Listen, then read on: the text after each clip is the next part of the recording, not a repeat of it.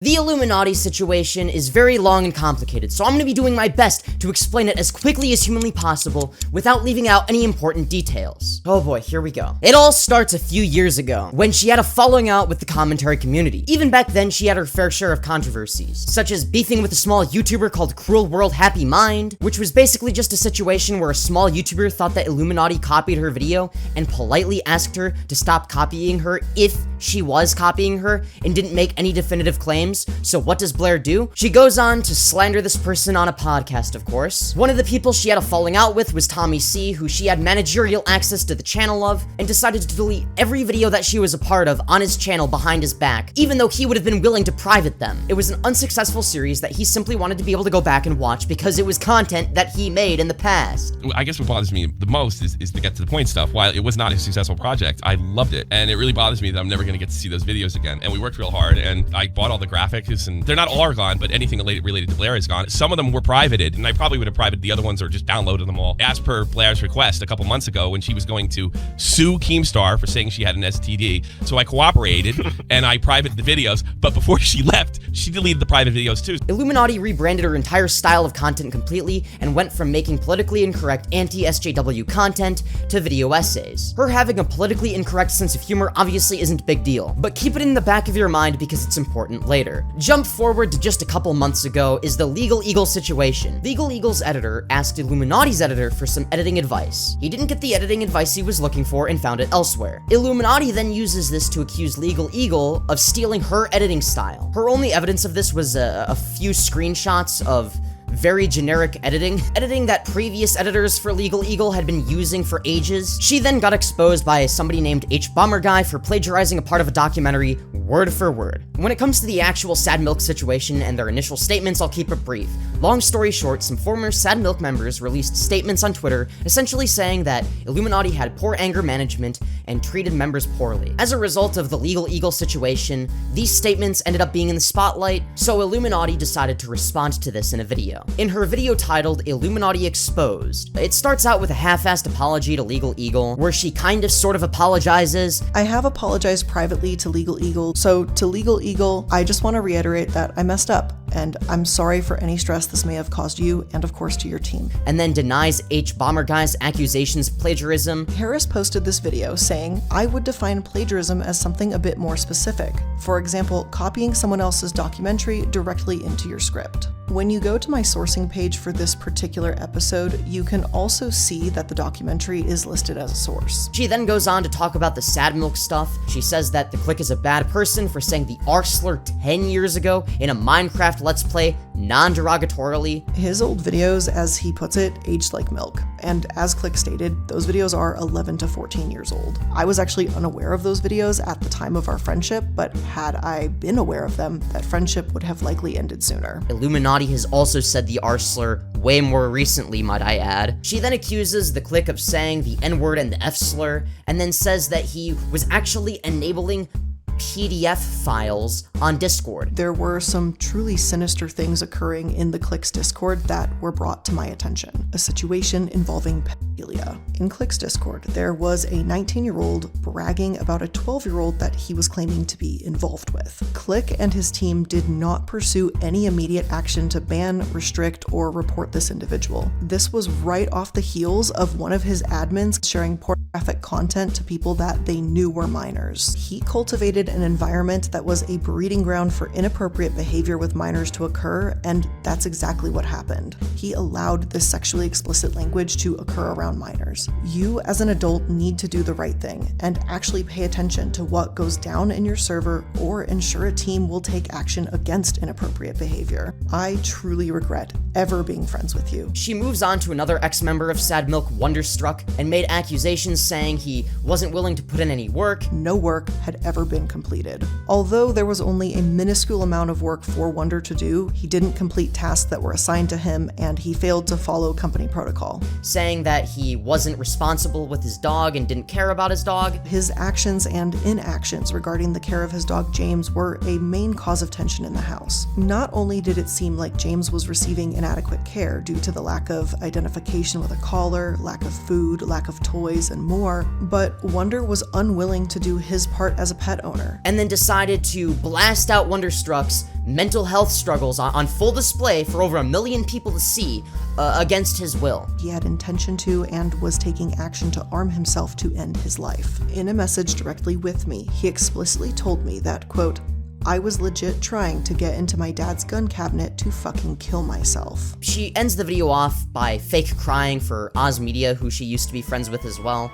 The truth is, like we've privately discussed before, I always hoped that we'd be able to reconnect again in the future and mend our friendship. And unfortunately, I think that ship has sailed. Oz, I miss the friend you were to me, but I think this makes it clear that we finally need to cut all ties. I think it's very important to note that her own narrative here isn't even internally consistent with itself, and the video itself is riddled with nothing but provable lies and blatant contradictions. The Click then made a response video where he refutes everything that iilluminaughtii said about him. When it came to the Discord PDF file situation, he was literally sleeping while that situation was occurring because it was 2 a.m. where he lives. And then the person that was being problematic was banned by his mods before he was even awake or knew about the situation.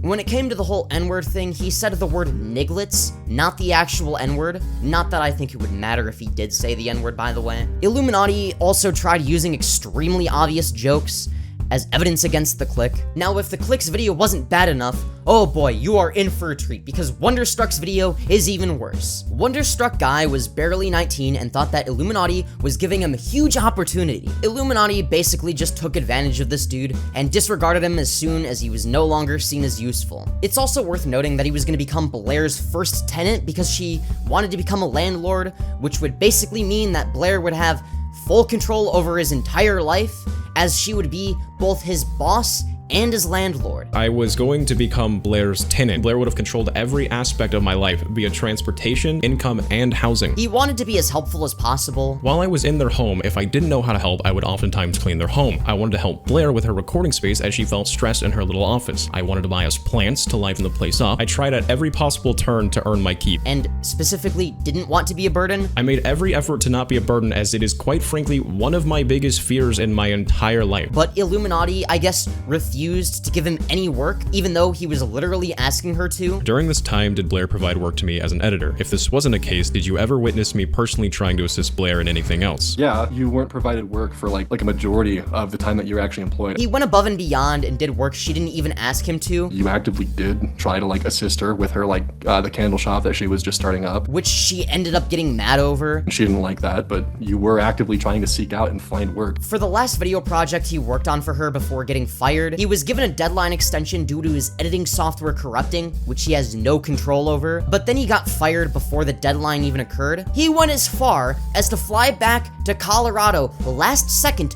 just to get his computer so that he could turn around and fly back for the sole purpose of finishing the video for her. Blair also stole all of his belongings and then threw them away, including his 100,000 subscriber play button, which is irreplaceable. I asked Blair for an explanation as to how I breached my contract, to which I was ignored. However, Blair stated she would make arrangements for me to obtain my items. This never took place. I took to Twitter, where I made a tweet regarding what had just happened, and I was immediately reminded by one of Blair's managers that I could not speak out on the matter, and I was threatened with NDA. And all my belongings are gone. Blair puts in her drive that the car had bottles, a few wrappers, and some clothes. What she fails to show in her video is my skateboard, both my Sad Milk and Wonderstruck Guy play buttons, my $800 GoPro set, and a whole list of other items I was prohibited from obtaining, which I found out recently from Oz. These items were subsequently thrown in the trash. Something that isn't nearly as serious, but that I think is funny and worth mentioning, is the fact that Blair lives like a literal pig and has the messiest house I've ever seen. She claims that this room was only messing because it's the unpacking room. So I guess every single room in her house is the unpacking room now, because it seems like every room in her house looks exactly like this. One Topic's video was released a bit later, and essentially all it does is reiterate the same pattern of behavior from iilluminaughtii. So I guess here are the main points in his video that I think you need to know. There were specific portions of the posts on Reddit from the troll account that stood out to me, and intentional phrasing to drive a wedge between Click and I. and One Topic is friends with someone while pretending to be wholesome and good. I think One Topic is a liar and a sham, and has been pandering to our community. If he stays friends with someone like this, he is using us for money. I found out personal and private details about members of the group who left were being spread around maliciously that had not been shared outside of private work conversations, private one-on-one conversations, or had not been shared at all, mixed in with fabrications. It later became clear who that information had originated from. Lies were weaponized against myself and my friends. I'm not convinced the person who did this did not intend real-world harm to us. This wasn't just trying to separate yourself from us like we asked for and worked to do. You acted like this was a war and that you should be recruiting soldiers to come after us. And I can only think that's because you wanted us gone. You wanted these lies to come into our everyday life offline. These people who were your friends, who had gone to bat for you so many times, and then when they finally couldn't take how you treated them, you immediately turned on them and worked to isolate them from their friends and their communities. The only kind of person who could slander their friends like this is someone who is darkly unremarkable.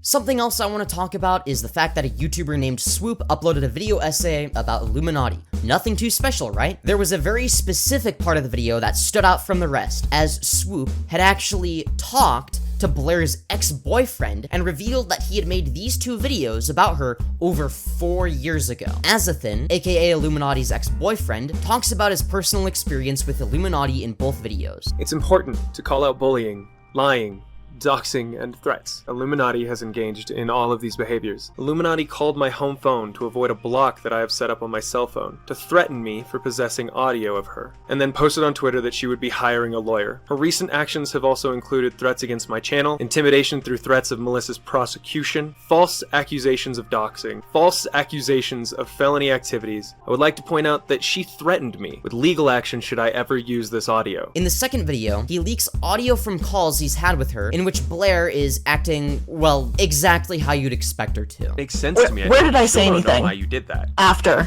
the breakup. Huh? Where did I say anything? The first time I've said something is today. I have seen your fucking Twitter and the bullshit you've been spewing on there. So if you want to fucking try me, Josh, okay? The answer is no. I don't understand. But now why you dodged it. Now it might change to a yes, because now I'm gonna have to protect my ass.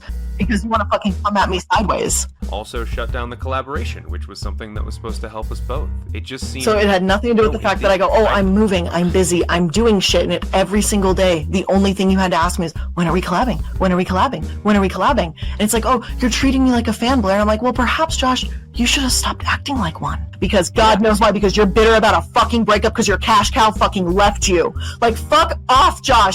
Lastly, I want to mention the fact that Illuminati decided to respond to this entire situation by threatening to pursue legal action against all of the people she's screwed over with cease and desist letters, including Oz Media, the person she was fake crying to in her original video. In conclusion, Illuminati is a manipulative and controlling liar who wants to maximize the suffering of anyone and everyone who won't literally lick her boot 24/7. She has repeated the same horrible pattern of behavior over and over again, and it's not a coincidence that literally everyone's storylines add up perfectly, except for hers, which is riddled with provable lies and blatant contradictions. She is the common denominator, but she is so entitled and believes that the entire world revolves around her and that she's categorically different from everybody else. If you enjoyed this video and thought it was informative or entertaining, let me know by leaving a like and commenting, because that promotes it algorithmically, so it'll do well. I know I've been a little bit all over the place on my channel. That's very deliberate. I've been trying different styles of content. I will see you all in the next one.